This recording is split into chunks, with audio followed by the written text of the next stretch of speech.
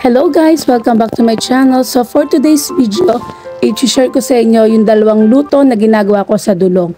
Yung dulong, ito yung maliliit na isda. Sa una, gagawa tayo ng dulong and veggies pancake. So nasa screen nyo yung mga ingredients. So para mas makamura tayo, ang binibili kong gulay ay yung pake-pakete na for chop suey sa palengke. Tapos igagayatin ko lang siya ng maliliit.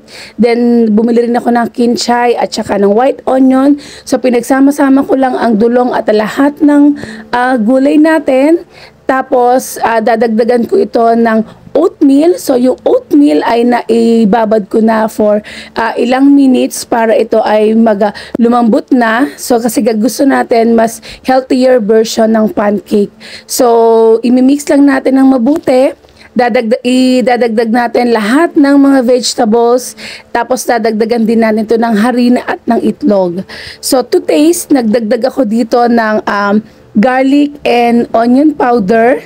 Tapos naglagay din tayo ng salt at saka ng pinong paminta.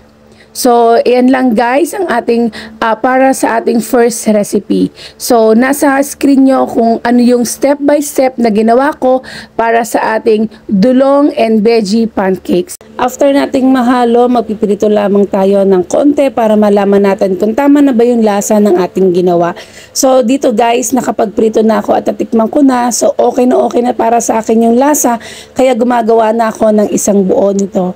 So, tinatakpan ko ito para mas yung steam ay makatulong para mas madaling maluto ang ating dulong and veggies pancake.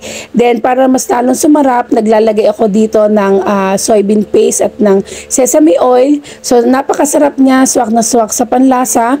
At for sure mag-e-enjoy din kayo. So ang isa pa sa ginawa ko ay kumuha ako ng nori. Masarap na combination din yung ating pancake with nori. So for sure mag-e-enjoy kayo lalo na yung mga Korean lovers dyan. So ang next na lulutuin natin ay ang sinangag na dulong. So ito ay napakadali lang na gawin. So ang kailangan lang natin ay luya.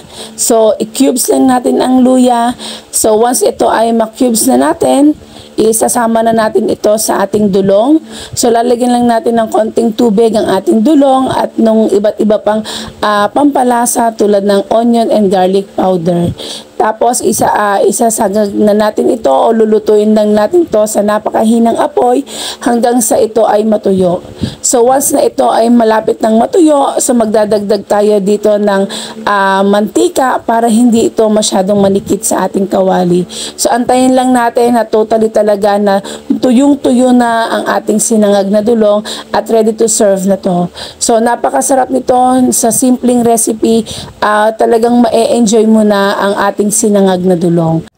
Kung nagustuhan niyo ang video na to, please like and subscribe and do not forget to hit the small bell para every time na ako ay mag-upload ng video, kayo ay manonotify. Salamat! Bye!